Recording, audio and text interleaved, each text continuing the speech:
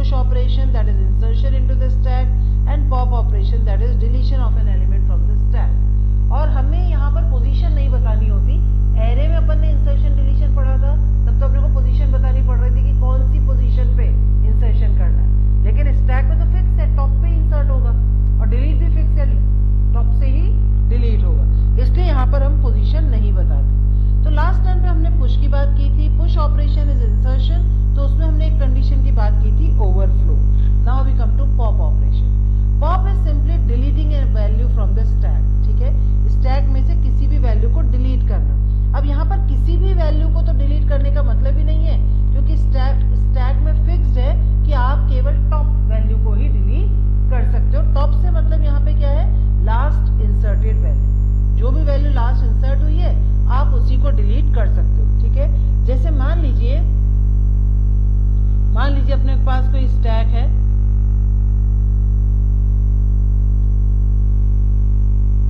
ठीक है, तो हमें ये स्टैक गिवन है। अब ये स्टैक गिवन है, इसका मतलब क्या कि इसमें आपके पास 3 वैल्यूज हैं और कुछ खाली स्पेसेस हैं, ठीक है, मतलब स्टैक का साइज तो बड़ा है, बट अभी अपन ने उसके अंदर केवल 3 वैल्यूज ही डाल रखी। तो we are given with a stack which is having 3 values, ठीक है। सबसे पहले इस स्टैक में 21 डाला गया, फिर उसके बाद 54 डाला गया, और उसके बाद 20 डाला गया। 21 की इंडेक्स वैल्यू 0, इसकी 1, इसकी 2, ठीक है। तो लास्ट वैल्यू जो स्टैक में इंसर्ट करी गई दैट इज 20, ठीक है। तो इस स्टैक में अगर ये एक स्टैक है तो इस स्टैक में टॉप क्या हो जाएगा, top is 2, very good. Top किसको डिनोट करता है, top denotes the last index value, तो इस स्टैक में टॉप कितना हो जाएगा, 2, ठीक है।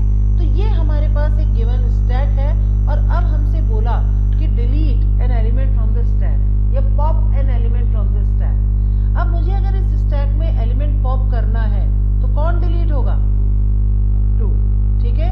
तो अब अगर मैं 20 को डिलीट कर दूं तो टॉप कितना बन जाएगा, इसका मतलब जो टॉप हमने लास्ट इंडेक्स वैल्यू को डिनोट किया है उस टॉप को हमें नीचे खिसकाना पड़ेगा, और अब हमारा टॉप किसको डिनोट करेगा, 54 को, यानी टॉप की वैल्यू जो पहले 2 थी अब डिलीट करने के बाद टॉप की वैल्यू कितनी हो जाएगी, 1, टॉप की वैल्यू कितनी हो जाएगी, 1, ठीक है।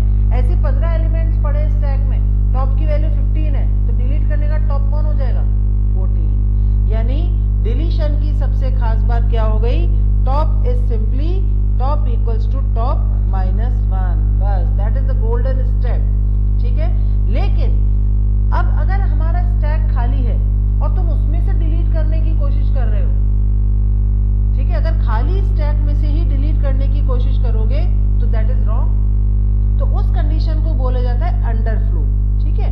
तो एक बात बताओ, स्टैक खाली है, इस कंडीशन को अपन कैसे लिखें, अगर स्टैक खाली है तो टॉप की वैल्यू कितनी होती है, वेरी गुड, अगर स्टैक खाली है तो टॉप क्या होगा, -1, तो अगर टॉप -1 है इसका मतलब अंडरफ्लो, हमें कुछ डिलीट ही नहीं करना, स्टैक में कुछ है ही नहीं। तो अगर टॉप -1 है तो अंडरफ्लो, एल्स हमें सिंपली क्या करना है, top equals to top +1, simply that is the pop operation in a stack, ठीक है। स्टैक में अगर अपने को पॉप ऑपरेशन करनी है तो बस ये 3 स्टेप्स हैं जो हमें ध्यान रखने हैं। सबसे पहले चेकिंग द अंडरफ्लो कंडीशन, दूसरा decreasing the value of the top, ठीक है, बस इतना सा है हमारा pop operation into the stack, ठीक है। तो स्टैक में अगर अपने को कोई वैल्यू इंसर्ट करनी है तो top equal to top +1, stack में से अगर कोई वैल्यू में डिलीट करनी है तो pop operation top equals to top -1। Insertion के समय हम ओवरफ्लो कंडीशन चेक करते हैं, डिलीशन के समय हम अंडरफ्लो कंडीशन चेक करते हैं, ठीक है। इंसर्शन में ओवरफ्लो एंड डिलीशन में अंडरफ्लो, तो that way we can perform a deletion operation into the stack. तो जल्दी से हम एक फंक्शन बना लेते हैं जो कि हमारी स्टैक में डिलीशन ऑपरेशन परफॉर्म करेगा, ठीक है। तो ये हमने पुश बनाया था, वैसे हम क्या बना लेंगे, पॉप। तो now we define a pop function in a stack. अब पॉप को मुझे वैल्यू तो देनी नहीं है, पॉप को तो मुझे वैल्यू देनी नहीं है क्योंकि पॉप में तो डिलीट ही करना है, और यहाँ पर हमारी कंडीशन हम क्या चेक कर रहे हैं, इफ टॉप इक्वल्स टू -1, तो हमारी कंडीशन क्या हो जाएगी, underflow. If top equals to -1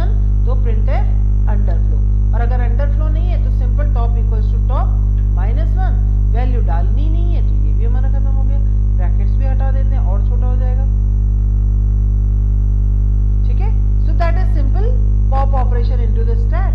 अब ऐसा करते हैं, इतनी सारी वैल्यू डाली है, बीच में प्रिंट करा लिया अपन ने। अच्छा ऐसा करते, ये तो अपन ने ओवरफ्लो कंडीशन को ट्रैप किया था, इसलिए अपन ने ज्यादा वैल्यूज डाल रखी है। ये 5 वैल्यूज डाली, 5 को प्रिंट करवाया, फिर अपन एक बार पॉप को कॉल कर लेते हैं। Top most index value stack की, ये हमने स्टैक में से 2 वैल्यूज डिलीट कर दी, ये हमने स्टैक में से 2 वैल्यूज डिलीट कर दी और वापस से स्टैक को प्रिंट करवा लेते। पॉप तो वैसे ही टॉप मोस्ट वैल्यू को डिलीट करेगा ना, तो अपने को बताना थोड़ी कौन सी वैल्यू डिलीट करेगा, 2 वैल्यू डिलीट हो जानी चाहिए। ठीक है, चला के देखेंगे एक बार, पहले पॉप को डिक्लेयर भी कर दूं ऊपर। तो अब हमारा जो पॉप है, पॉप को तो हमें केवल एक ही आर्गुमेंट देनी है, बस ये हो गया हमारा पॉप। बहुत सिंपल है अगर आप समझ के करेंगे तो।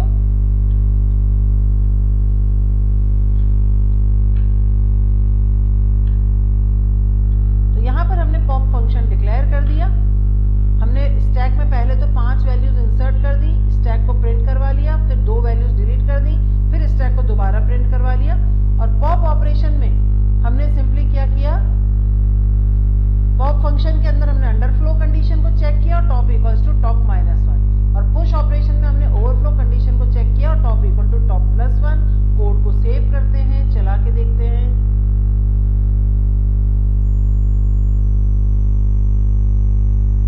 अब देखिए, पहले हमारा स्टैक था 65, 99, 12, 3 और 9, फिर उसके बाद रह गया 65, 99 और 12, 3 और 9 डिलीट हो गए, 3 और 9 डिलीट हो गए ना, 2 वैल्यूज डिलीट करी ना अपन स्टैक में।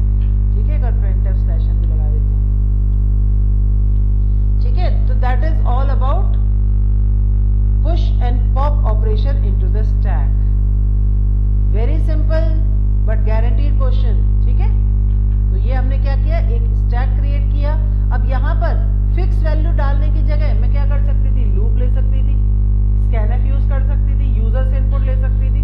ठीक है, तो हम यहाँ पर एंट्री और डिस्प्ले फंक्शन भी बना सकते हैं, स्टैक में इनपुट लेने के लिए, स्टैक को डिस्प्ले करने के लिए। ठीक है, तो ऐसा करते हैं, फंक्शन बना ही देते हैं यूजर से इनपुट लेने का। ठीक है, तो एक एंट्री फंक्शन बना देती हूँ जो स्टैक में एंट्री लेगा, एक डिस्प्ले फंक्शन बना देती हूँ जो स्टैक को डिस्प्ले करेगा। तो एक मैंने एंट्री फंक्शन बना दिया,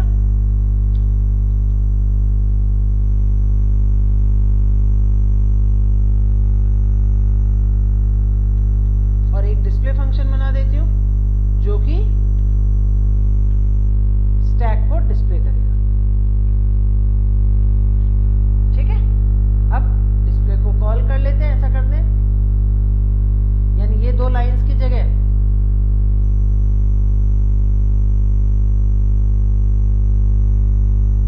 लाइंस की जगह अपन केवल फंक्शन को कॉल करेंगे डिस्प्ले स्टैक, बस बात खत्म।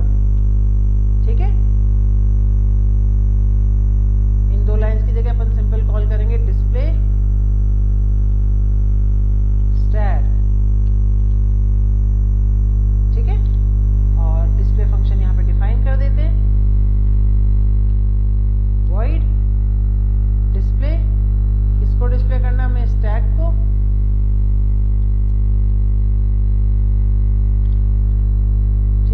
और इसके अंदर हमें करना क्या है, ये करना है, 0 से लेकर टॉप तक स्टैक को प्रिंट करवाना।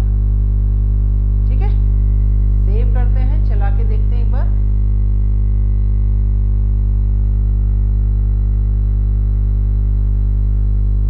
इंट आई डिक्लेयर कर देते हैं इसमें।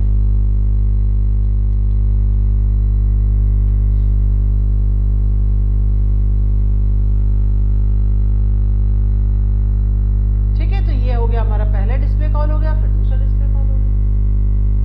ठीक है, ऐसे अपन एंट्री के लिए भी फंक्शन बना सकते हैं। तो यहाँ पर अपन ने 3 फंक्शंस बना लिए, एक तो डिस्प्ले फंक्शन जो हमारे स्टैक को डिस्प्ले कर रहा है, एक पुश फंक्शन जो हमारे